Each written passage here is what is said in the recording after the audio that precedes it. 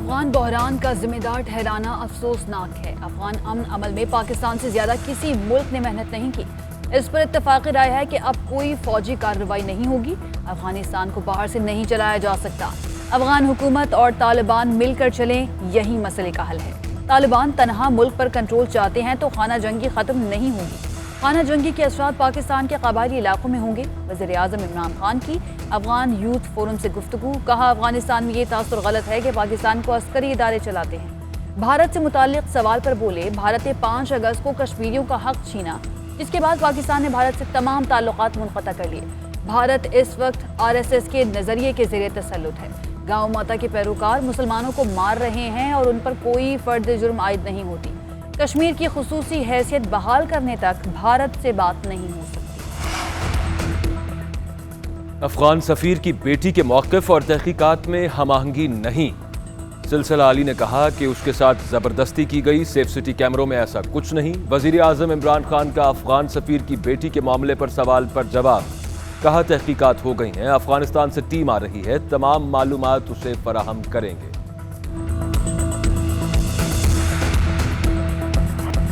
پاکستان کو افغان بحران کا ذمہ دار ٹھہرانا افسوسناک ہے۔ افغان امن عمل میں پاکستان سے زیادہ کسی ملک نے محنت نہیں کی۔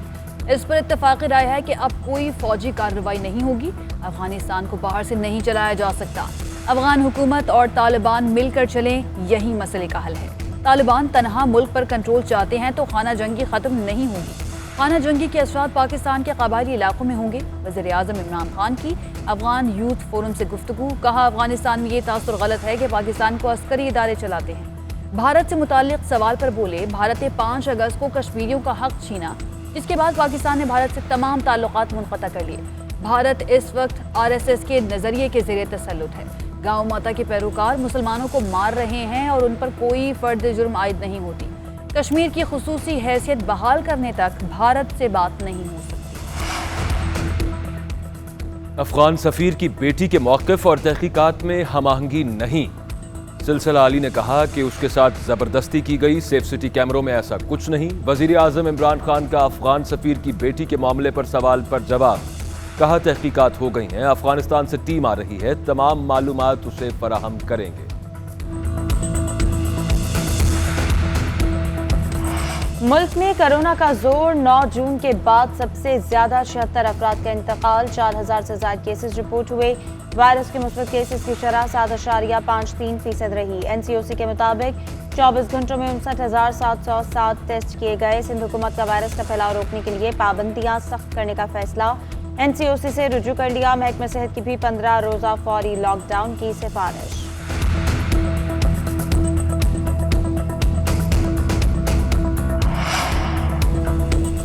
جن چیزوں سے وائرس پھیلتا ہے وہ بند کرنے جا رہے ہیں۔ سربراہ NCOC اسد عمر نے بتا دیا، 1 اگست سے ایک ویکسین لگوانے والے جہاز میں سفر کر سکیں گے۔ اساتذہ نے ویکسینیشن نہ کروائی تو 1 اگست سے پڑھا نہیں سکیں گے۔ اسد عمر کی کورونا کے خلاف جنگ میں سندھ حکومت کی تعریف، کہا سندھ کو رینجرز اور فوج سمیت ہر سہولت مہیا کی جائے گی۔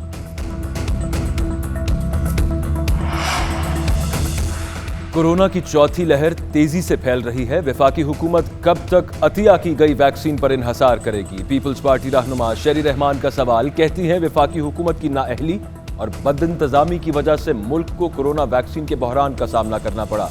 اب وزارت خزانہ نے ویکسین خریدنے کے لیے وزارت صحت کی درخواست مسترد کر دی۔ یہ اقدام ویکسین کے نئے بحران کا سبب بن سکتا ہے۔ ویکسینیشن ڈرائیو کو مرکزی دھارے میں لانے کی ضرورت ہے، حکومت سنجیدگی دکھائے۔ دیوبند میں طوفانی بارشوں کے بعد سیلابی ریلوں نے تباہی مچا دی، متعدد مکانات تباہ، شاہراہ قراقرم، شاہراہ بابوسر لینڈ سلائڈنگ کے باعث مختلف مقامات پر بند، سیاح اور مقامی افراد پھنس گئے۔ چلاس میں پیٹرول کا بحران، استور میں موسلادھار بارش سے فصلوں اور رابطہ پلوں کو نقصان پہنچا۔ خیبر پختونخوا میں بارشوں سے 2 بچوں سمیت 4 افراد جاں بحق ہوئے۔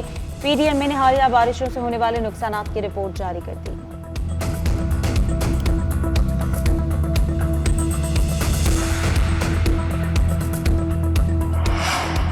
اسلام آباد کے سیکٹر E11 میں سیلابی پانی کی تباہ کاریاں، پانی نکالنے کے بعد صفائی کا عمل تاحال مکمل نہ ہو سکا۔ کچھ عمارتوں کی بیسمنٹ پہ پانی اور گندگی موجود، CD اور عملہ غائب، نالے کے گرد انتظامیہ نے مٹی کے بند لگا دیے۔ महकमा मौसमियात की आज भी रावलपिंडी इस्लामाबाद में बारिश की पेशगोई। लाहौर में बादल गर्मी का जोर टूट गया। गुजरावाला, नारोवाल, सियालकोट और लैया में बारिश। कराची में स्ट्रीट क्राइम्स को कम करने के लिए हुकूमत मुतहर्रिक। शहर में 10,000 CCTV सर्वेलेंस सिस्टम लगाने का प्लान। वजीर आला सिंध ने प्रोजेक्ट की लागत को रिव्यू करने के लिए कमेटी कायम कर दी। कमेटी 6 हफ्ते में तखमीना लगाकर रिपोर्ट देगी। मुराद अली शाह की ज़ेर सदारत सिंध एपेक्स कमेटी का इजलास स्ट्रीट क्राइम के अलग ट्रायल के लिए हाई कोर्ट जज का तकर्रुर करेगी। हर जिले के स्ट्रीट क्राइम केसेस अलग अलग सुने जाएंगे। इजलास में ब्रीफिंग। तहरीक इंसाफ के MPA नज़ीर चौहान की मुश्किलात बढ़ने लगी। एक और मुकदमा दर्ज। कार्य सरकार में मुदाखलत, जान से मारने की धमकियों समेत दीगर दफात शामिल। FIA के ज़ेर हिरासत नज़ीर चौहान का 2 रोज़ा जिस्मानी रिमांड मंजूर। 31 जुलाई को मुल्ज़िम को दोबारा पेश किया जाए, अदालत की हिदायत।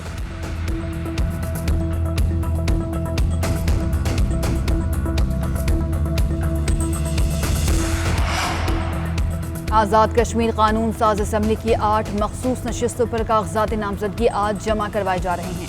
हल्का LA 16 बाग के 4 पोलिंग स्टेशन पर आज दोबारा पोलिंग। बगैर किसी वक्फे के शाम 5 बजे तक वोट डाले जाएंगे। तहरीक इंसाफ और पीपल्स पार्टी के उम्मीदवार में कांटे का मुकाबला। मुस्लिम कॉन्फ्रेंस के जावेद खलील अब्बासी का PTI के मीर अकबर की हिमायत का ऐलान। चारों पोलिंग स्टेशन हसास तरीन करार। इन स्टेशन पर हंगामा आराई के बाइस पोलिंग नहीं हो सकी।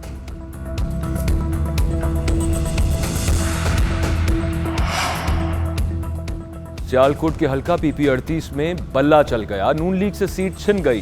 तहरीक इंसाफ के एहसन सलीम बरियार 62,657 वोट लेकर कामयाब। नून लीग के चौधरी तारिक सुबहानी ने 56,353 वोट लिए।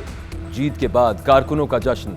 शुजात, परवेज इलाही समेत इत्तेहादियों की मुबारकबादें।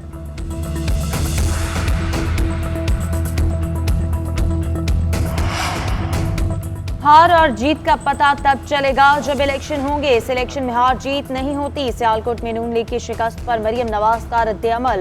कहा, आवाम की बददुआएं समेटने वाली 1 पेज वाली हुकूमत को वोट की तवक्को नहीं, इसलिए ये सिलेक्शन पर मजबूर हैं। शेरों के हौसले बुलंद हैं।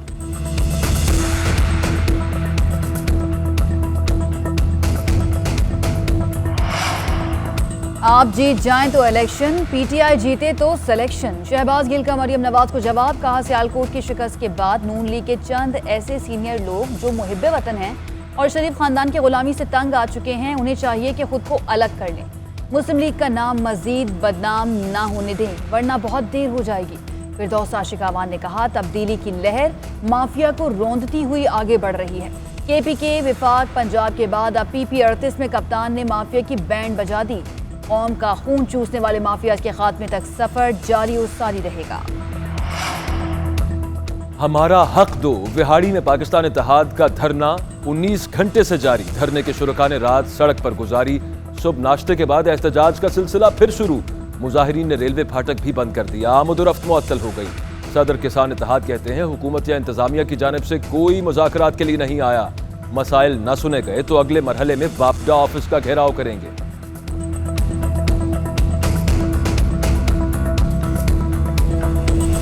कराची के साहिल पर फंसे जहाज को निकालने का मिशन। हैंगटोंग 77 से ईंधन निकालने का काम सुबह 5 बजे से जारी।